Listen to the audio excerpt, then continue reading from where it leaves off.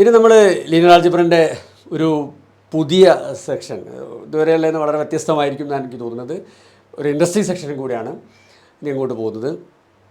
ഇതിൻ്റെ ഒരു interesting part എനിക്ക് തോന്നുന്നത്, നമ്മൾ ഈ ലീനിയർ ആൾജിബ്രൻ്റെ വീഡിയോ തുടക്കത്തിൽ ഏതോ നമ്മൾ പറഞ്ഞ കാര്യങ്ങൾ എന്തായിരുന്നു, ഈ വെക്ടേഴ്സ് നമ്മൾ ഇൻട്രൊഡ്യൂസ് ചെയ്തത് സ്കാലാസിന് ചില പരിമിതികളുള്ളതുകൊണ്ടാണ്. എല്ലാ ക്വാണ്ടിറ്റീസിനെയും ഡീൽ ചെയ്യാൻ വെക്ടേഴ്സിന് പറ്റില്ല. അങ്ങനെയൊക്കെയാണ് നമ്മൾ വെക്ടേഴ്സൊക്കെ കൊണ്ടുവന്നതും പറഞ്ഞു വന്നതൊക്കെ. ആ ചർച്ചയാണ് നമ്മളിങ്ങനെ പറഞ്ഞ് അവസാനം ലീനിയർ ട്രാൻസ്ഫോർമേഷനിലൊക്കെ എത്തിയത്. ഇനി നിങ്ങൾ കാണാൻ പോകുന്നത് ഈ വെക്ടേഴ്സിനെയും ലീനിയർ ട്രാൻസ്ഫോർമേഷൻസിനൊക്കെ തന്നെ നമ്പേഴ്സ് കൊണ്ട് സ്കാലാസ് കൊണ്ട് റെപ്രസെൻറ്റ് ചെയ്യാൻ പറ്റും എന്നുള്ള രീതിയിലാണ്, ഒരു പ്രത്യേക രീതിയിൽ നമ്മൾ റെപ്രസെൻറ്റ് ചെയ്യും. അപ്പോൾ അതിൽ ഇൻട്രസ്റ്റ് ഇല്ലേ? അതായത് സ്കാലാസിൻ്റെ പരാജയമാണ് നമ്മൾ വെക്ടേഴ്സിലേക്ക് ചിന്തിക്കാൻ കാരണമായത്. പക്ഷേ ഇനി നമ്മൾ പറയാൻ പോകുന്നത് ഈ വെക്ടേഴ്സിനെയൊക്കെ റെപ്രസെൻറ്റ് ചെയ്യാൻ നമ്മൾ സ്കാലാസിനെ തന്നെ ഉപയോഗിക്കും എന്നുള്ളതാണ്. വെയിറ്റ് ആൻഡ് സീ, കാണുമ്പോൾ മനസ്സിലായിക്കോളും. അപ്പോൾ ഇവിടെ ശ്രദ്ധിക്കുക. ഇവിടെ ഞാൻ ചെയ്തത് ഈ കമ്പനികളുടെയൊക്കെ ബ്രാൻഡ് കളേഴ്സ് അത് എങ്ങനെയാണ് നൽകിയെന്ന് ഓൺലൈനിൽ തപ്പിയൊക്കെയാണ്. ഇതെന്താണെന്ന് ഞാൻ പറഞ്ഞുതരാം. Wait and see. ഈ നമ്പേഴ്സ് അത്ര ആക്യുറേറ്റ് ആയിക്കോളണമെന്നില്ല. അവരുടെ ഒഫീഷ്യൽ സൈറ്റിൽ കയറിയിട്ടല്ല എടുത്തത്. ചുമ്മാ ഗൂഗിളിൽ ഇങ്ങനെ യൂട്യൂബ് റെഡ് എന്നൊക്കെ പഠിച്ചിട്ട് അങ്ങനെ ഞാൻ കണ്ടുപിടിച്ച് ചെയ്ത്. അപ്പോൾ ഇതെന്താണെന്ന് മനസ്സിലാക്കാൻ നമ്മൾ ആദ്യത്തെ പണി. ഓക്കെ, നമ്മൾ മുമ്പത്തെ ഏതോ ഒരു വീഡിയോയിൽ പറഞ്ഞിട്ടുണ്ടല്ലോ,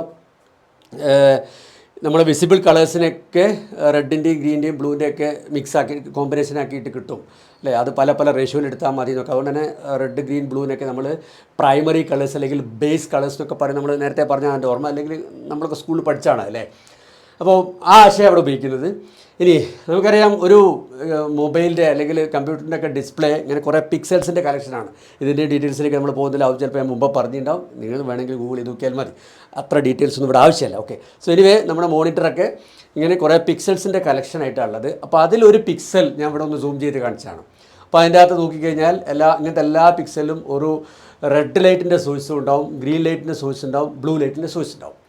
അപ്പോൾ ഇവർക്ക് തന്നെ ഇപ്പോൾ ഈ റെഡ് ലൈറ്റിൻ്റെ സോഴ്സിന് തന്നെ റെഡിനെ 0, 1, 2, എക്സെട്ര 255 ഇത്രയും ഇൻറ്റൻസിറ്റിയിൽ, അതായത് 0 എന്ന് പറഞ്ഞാൽ റെഡ് ഓഫ് ആയിരിക്കും, 255 എന്ന് പറഞ്ഞാൽ മാക്സിമം ഇൻറ്റൻസിറ്റി.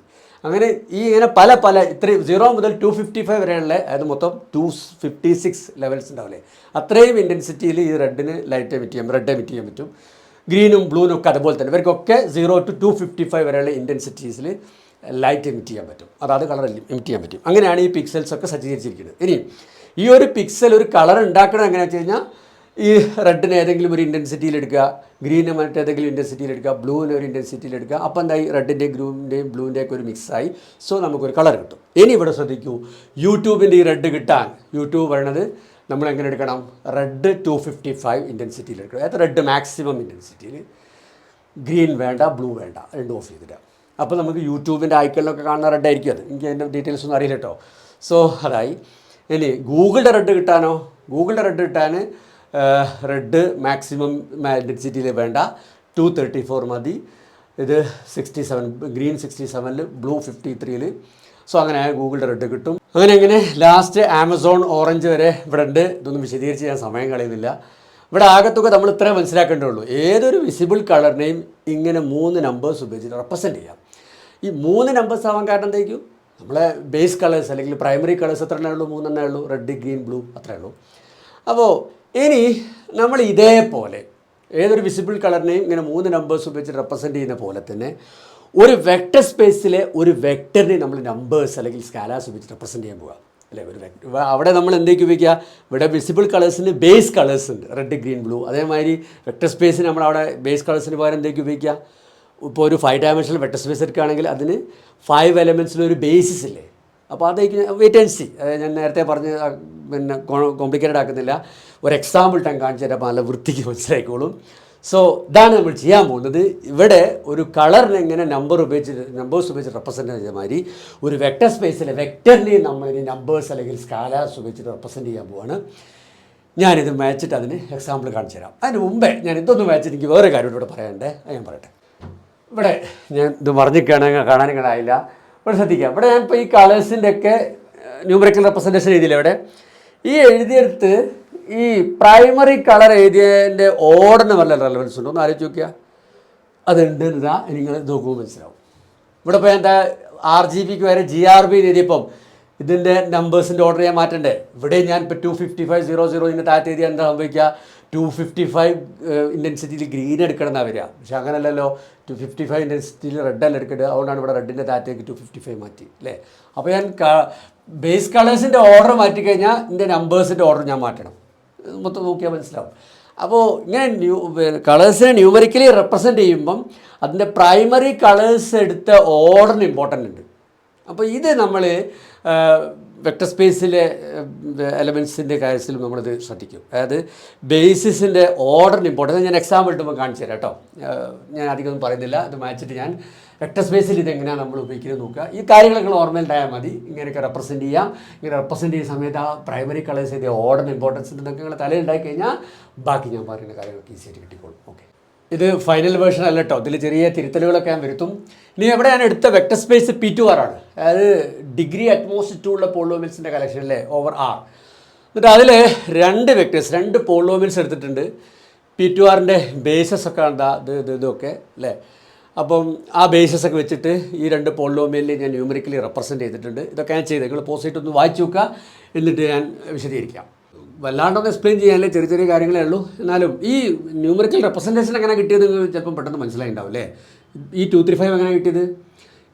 ഈ പോളിനോമിയലിനെ ഈ ബേസിസിൻ്റെ കോമ്പിനേഷൻ ആക്കിയിട്ട് എഴുതുമ്പോൾ വരുന്ന കോഎഫിഷ്യൻസ് അതേ ഓർഡറിൽ എടുത്ത് എഴുതിയല്ലേ ഇത് അല്ലേ. 2 × 1 + 3 × x + 5 × x² is this polynomial അല്ലേ. അപ്പം ഇതിൻ്റെ കോമ്പിനേഷൻ ആക്കിയിട്ട് എഴുതുമ്പോൾ വരുന്ന കോഎഫിഷ്യൻസ് അതേ ഓർഡറിൽ എഴുതിയാണ്. അപ്പോൾ പിന്നെ ഇവിടേക്ക് വരുമ്പോഴോ, ഇവിടെ ഞാൻ ഇതേ ബേസിസ് തന്നെയാണ്, പക്ഷേ ഓർഡർ മാറ്റി അല്ലേ. ഓർഡർ മാറ്റിയപ്പം ഞാൻ എന്ത് ചെയ്തു, ഈ നമ്പേഴ്സിൻ്റെ ഓർഡർ ഞാൻ മാറ്റി. അത്രയേ ഉള്ളൂ അല്ലേ. 3 × x + 5 × x² + 2 × 1 ഇത് തന്നെ കിട്ടുക. ഇനി ഇത് വേറൊരു ബേസിസാണ്. ഇത് പിന്നെ P2Rൻ്റെ ബേസിസാണ്. നിങ്ങൾ സ്വന്തം വെരിഫൈ ചെയ്യാവുന്ന കേട്ടോ. ഇത് ലീനിയർലി ഇൻഡിപെൻഡൻ്റ് ആണ്. ഇത് P2Rനെ സ്പാൻ ചെയ്യുന്നുണ്ടെങ്കിൽ ഈസി ആയിട്ട് കിട്ടും.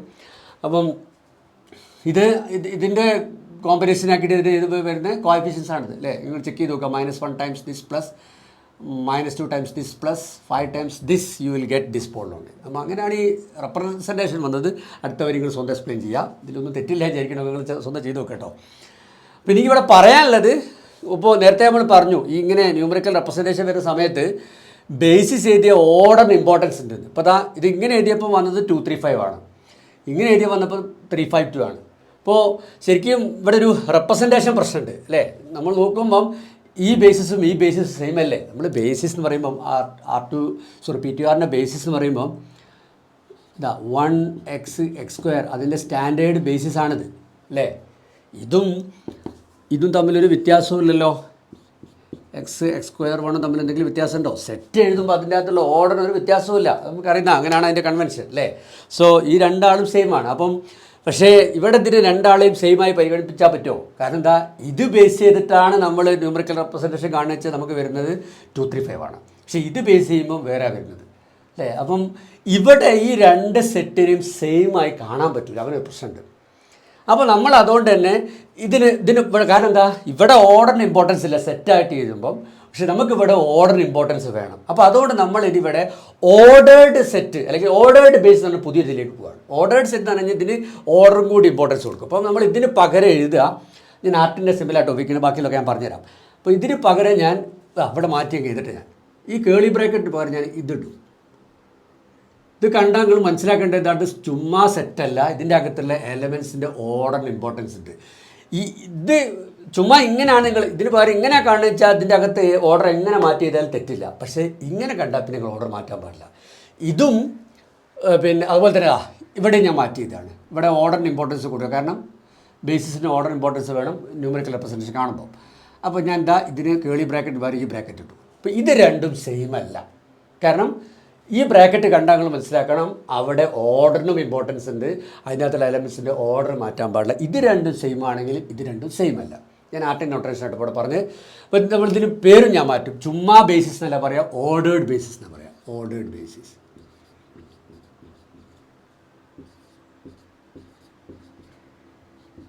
Ordered basis. ഇനി ഇവിടെ അതേപോലെ തന്നെ ഇതിൻ്റെ അകത്തുള്ള ഈ 3 വെക്ടേഴ്സിൻ്റെ ഓർഡർ മാറ്റിക്കഴിഞ്ഞ് കോർഡിനേറ്റ്സ് മാറൂലേ, ഈ ന്യൂമറിക്കൽ റെപ്രസെൻറ്റേഷൻ മാറൂലേ. അപ്പം അതുകൊണ്ട് തന്നെ ഞാൻ ഇവിടെ ഓർഡേർഡ് ബേസിസാണ് ഞാൻ ഉപയോഗിക്കുന്നത്. ഇവിടെയും ഓർഡർ ഇമ്പോർട്ടൻസ് ഉണ്ട്. അപ്പം ദിസ് ഈസ് ഓർഡേർഡ് ബേസിസ്. അപ്പോൾ ഓർഡേർഡ് ബേസിസ് എന്താണെന്ന് മനസ്സിലായല്ലോ. സാധാ ബേസിസ് തന്നെ, പക്ഷേ അതിൻ്റെ അകത്തുള്ള എലമെൻസിൻ്റെ ഒരു ഓർഡറിനും കൂടി ഇമ്പോർട്ടൻസ് നമ്മൾ കൊടുക്കും. ആ ഓർഡറും അവിടെ നമ്മൾ റെലവൻ്റ് ആയിട്ട് എടുക്കുകയാണ്. അതിൻ്റെ ഡെഫിനേഷനൊക്കെ ഇവിടെ ഇതാ. ഇനി ഈ സിമ്പലിൻ്റെ കാര്യം, ആർട്ടിൽ ഓർഡേർഡ് ബേസിസിന് ഈ സിമ്പലാണ് ഇങ്ങനെ ബ്രാക്കറ്റ് ഉപയോഗിച്ചു. പക്ഷേ ചില ടെക്സ്റ്റിലൊക്കെ ഓർഡേർഡ് ബേസിസിന് ഇതേ സിമ്പൽ തന്നെ ഉപയോഗിക്കും. എന്നിട്ട് പറയും ഇറ്റ് ഈസ് ഓർഡേർഡ് ബേസിസ്. അപ്പോൾ നമ്മൾ എന്ത് ചെയ്യണം, നമ്മളവിടെ മനസ്സിലാക്കുക ഇത് സാധാ സെറ്റല്ല, ഓർഡേർഡ് ബേസിസ് ആയതുകൊണ്ട് അതിൻ്റെ അകത്തുള്ള എലമെൻസിനെ മാറ്റിയത്. കാരണം ഒരു പുതിയ സിമ്പലിലേക്ക് മാറാതെ അങ്ങനെ ചെയ്തവരുണ്ട്. ഇപ്പോൾ ലീനിയർ ആൽജിബ്ര ആണെങ്കിലും ഒന്നും ഉപയോഗിച്ചിട്ടില്ല, ഇത് ഉപയോഗിച്ചില്ല, ചുമ്മാ നിരത്തി അങ്ങ് ചെയ്തു. സീക്വൻസിൽ അർത്ഥത്തിൽ ഞാൻ അങ്ങോട്ടേക്ക് ഒന്നും പോകുന്നില്ല. 1x² ഇത് ഓർഡേർഡ് ബേസ്. മുപ്പരേനെ വിളിച്ച ലിസ്റ്റ് എന്നാണ്, ഓർഡേർഡ് ബേസിൻ്റെ പേരിന് പകരം ലിസ്റ്റ് നോക്കിച്ചു. അങ്ങനെ പലരും പലതൊക്കെ വിളിക്കും.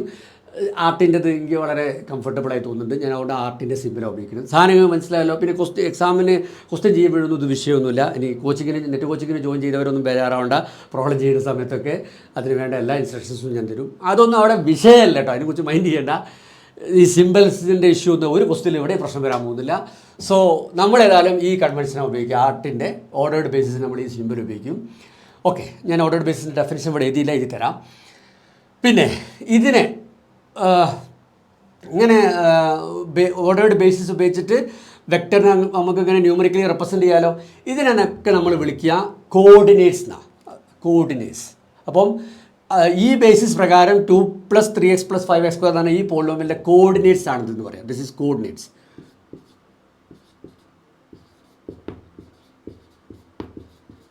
അപ്പം ഈ പോളിനോമിയലിൻ്റെ കോർഡിനേറ്റ് ഇതാണ് അക്കോർഡിംഗ് ടു ദിസ് ബേസിസ്. അതേമാതിരി തന്നെ ഈ പോളിനോമിയലിൻ്റെ coordinate according to this ordered basis is this.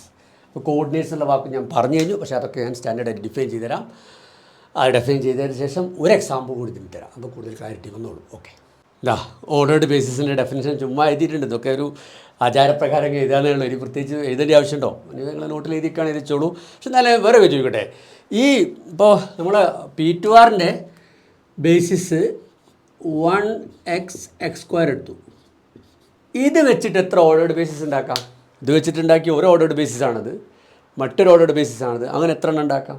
6 എണ്ണം ഉണ്ടാക്കാൻ പറ്റും. ഈ ഒരൊറ്റ ബേസിസിന് കറസ്പോണ്ടിങ് ആയിട്ട് തന്നെ ഇതിന് 6 ഓർഡർ കൊടുക്കില്ല, അങ്ങോട്ടും ഇങ്ങോട്ടും 3 ഫാക്ടോറിയൽ വേയിൽ അങ്ങോട്ടും ഇങ്ങോട്ടും പെർമിറ്റ് ചെയ്യാമല്ലോ. സോ 6 ബേസിസ് ഇതിന് കറസ്പോണ്ടിങ് ആയിട്ട് ഉണ്ടാക്കാം, ഓർഡേർഡ് ബേസിസ് ഇതിന് കറസ്പോണ്ടിങ് ആയിട്ട് ഉണ്ടാക്കാൻ പറ്റും കേട്ടോ. അപ്പോൾ എന്തെങ്കിലും ഡൗട്ടൊക്കെ ഉണ്ടെങ്കിൽ ചോദിക്കാം. അപ്പോൾ ഞാൻ ഓർഡേർഡ് ബേസിസിൻ്റെ ഡെഫിനേഷൻ എഴുതി. ഇനി എന്തായതിൻ്റെ കോർഡിനേറ്റ്സ് എന്താണെന്ന് ഞാൻ ഫോർമലി ഡിഫൈൻ ചെയ്യണം. അത് ഞാൻ ഇവിടെ എഴുതാം. ഇവിടെ ഈ കോർഡിനേറ്റ് വെക്ടറിൻ്റെ ഡെഫിനേഷൻ എഴുതിയിട്ടുണ്ട്. അതായത് ഇതിനൊക്കെ നമ്മൾ കോർഡിനേറ്റ് വെക്ടർ എന്നാട്ടോ പറയാം. ഇത് ഈ പോളിനോമിയലിൻ്റെ ഈ ഓർഡേർഡ് ബേസിസ് പ്രകാരമുള്ള കോർഡിനേറ്റ് വെക്ടറാണ്. ഇതിനകത്തുള്ള ഇതിനൊക്കെ കോർഡിനേറ്റ്സ് പറയും. 2, 3, 5 ഒക്കെ കോർഡിനേറ്റ്സ് ആണ്. അതേമാതിരി തന്നെ ഈ പോളിനോമിയലിൻ്റെ ഈ ഓർഡേർഡ് ബേസിസ് പ്രകാരമുള്ള കോർഡിനേറ്റ് വെക്ടറാണത് അല്ലേ. 1, 2, 3 ഒക്കെ അതിൻ്റെ കോർഡിനേറ്റ്സ് ആണ്. അപ്പോൾ ഇനി ഇത് വായിച്ച് നോക്ക്. ഏതൊരു വെക്ടർ സ്പേസ് വിൻ്റെ ഒരു ഓർഡേർഡ് ബേസിസ് ആണിത്. എന്നിട്ട് പിന്നെ അതിൻ്റെ അകത്തുള്ളൊരു വെക്ടർ വി എടുത്തു. അപ്പോൾ അതിൻ്റെ കോർഡിനേറ്റ് വെക്ടർ എന്ന് പറഞ്ഞാൽ ഞാൻ എങ്ങനെ കിട്ടുക? ഇവിടെയൊക്കെ ചെയ്ത മാതിരി തന്നെ ഈ വിനെ ഈ ബേസിസിലെ വെക്ടേഴ്സിൻ്റെ കോമ്പിനേഷനാക്കിയിട്ട് എഴുതുക. അത് യുണീക്ക് വാല്യൂയിൽ എഴുതാൻ പറ്റുള്ളൂ. ബേസിസ് ആയതുകൊണ്ട് ആ സ്പേസിൽ ഏതൊരു വെക്ടറിനെയും ആ ബേസിസിലെ വെക്ടേഴ്സിൻ്റെ കോമ്പിനേഷനാക്കിയിട്ട് ഒറ്റ രീതിയിൽ എഴുതാൻ പറ്റുള്ളൂ. അപ്പോൾ ആ യുണീക്ക് വാല്യൂ എഴുതാം. അപ്പോൾ വരുന്ന കോഎഫിഷ്യൻസ് വെച്ചിട്ട് കിട്ടുന്ന ഇതിനെയാണ് നമ്മൾ എന്താ പറയുക, ഈ പിന്നെ വിൻ്റെ കോർഡിനേറ്റ് വെക്ടർ എന്ന് പറയാം. ക്ലിയർ അല്ലേ? അപ്പോൾ ഇത് എഴുതുന്ന രീതി ഇങ്ങനെ റോ ഫോമിലും എഴുതാറുണ്ട്, തിരിച്ചിങ്ങനെ കോളം ഫോമിൽ എഴുതാറുണ്ട് കേട്ടോ. കോർഡിനേറ്റ് വെക്ടറിന് നമ്മളതും ഉപയോഗിക്കും കുറച്ച് കഴിഞ്ഞാൽ. C1 et cetera CN. അപ്പോൾ ഇതിനൊക്കെ അപ്പോൾ ഇങ്ങനെ എഴുതും. ഇതിനെ തിരിച്ചിട്ട് താഴോട്ട് 2, 3, 5, ഇതിനെ 1, 2, 3 അങ്ങനെയൊക്കെ എഴുതും. 2 പെർസെൻറ്റേജിന് ഉപയോഗിക്കുക, കുഴപ്പമില്ല. അപ്പോൾ ഇപ്പോൾ ഞാനിങ്ങനെ സ്ഥലമില്ലാത്ത കൊണ്ട് ഇങ്ങനെ തന്നെ എഴുതിയിട്ടുള്ളൂ. അവിടെ എഴുതിയല്ലോ ഒക്കെ ആയി. അപ്പോൾ അതും പറഞ്ഞു. ഇനി ഞാൻ ഒരു എക്സാമ്പിൾ കൂടെ കാണിച്ചു തരാം, അപ്പോൾ കൂടുതൽ ക്ലാരിറ്റി വന്നോളൂ. ഇവിടെ ഞാൻ എടുത്ത vector space set of all 2x2 matrices ആണ്. അതിൻ്റെ ബേസിസിലെ വെക്ടേഴ്സിന് ഞാൻ അങ്ങനെ പേര് കൊടുത്തു. ഇതൊക്കെ അതിൻ്റെ സ്റ്റാൻഡേർഡ് ബേസിലെ വെക്ടേഴ്സ് അല്ലേ. എന്നിട്ട് ഒരു ഓർഡേർഡ് ബേസിസ്, 2 ഓർഡേർഡ് ബേസിസ് പരിഗണിച്ചു. ഒന്നിവിടെ ഒന്നിവിടെ. ഓക്കെ രണ്ടെണ്ണം. എന്നിട്ട് ഈ ഓർഡേർഡ് ബേസിസ് പ്രകാരം ഈ മെട്രിക്സിൻ്റെ കോർഡിനേറ്റ് വെക്ടർ ഇവിടെ കോളാക്കിയിട്ട് എഴുതി. ഞാൻ പറഞ്ഞു നേരത്തെ റോ ആക്കിയിട്ട് എഴുതാം, കോളാക്കിയിട്ട് എഴുതാം. ഇവിടെ കോളാക്കിയിട്ട് എഴുതിയത് ഞാൻ എക്സ്പ്ലെയിൻ ചെയ്യണോ? നോക്കുക. 2 times E11 + 3 times E12 + 4 times E21 + 5 times E22 ഇത് കിട്ടും. അത്ര അതിൻ്റെ അർത്ഥമുള്ളൂ. അപ്പം ഇതൊക്കെ നിങ്ങൾ മനസ്സിലാക്കുക, ഇതൊക്കെ ഒന്ന് സ്വന്തം ചെയ്ത് നോക്കുക. പിന്നെ നമ്മളിപ്പോൾ എന്ത് മനസ്സിലാക്കി, ഈ കളേഴ്സിനെ ന്യൂമറിക്കലി റെപ്രസെൻ്റ് ചെയ്യുന്ന മാതിരി തന്നെ ഏതൊരു വെക്റ്റർ സ്പേസിലെയും വെക്റ്ററിനെ എങ്ങനെ സ്കാലാസ് ഉപയോഗിച്ചിട്ട് റെപ്രസെൻ്റ് ചെയ്യാൻ പറ്റും അതിൻ്റെ ഫൈനൈറ്റ് ഡയമെൻഷണൽ വെക്റ്റർ സ്പേസിൽ. അപ്പോൾ അതിൻ്റെ ബേസിസ് കിട്ടി. ഞാനൊന്നും പറയേണ്ടല്ലോ, കാര്യം ക്ലിയർ ആയില്ലേ? ഡൗട്ടുകളൊക്കെ ഉണ്ടെങ്കിൽ ചോദിക്കാം. അടുത്ത വീഡിയോ കാണാം.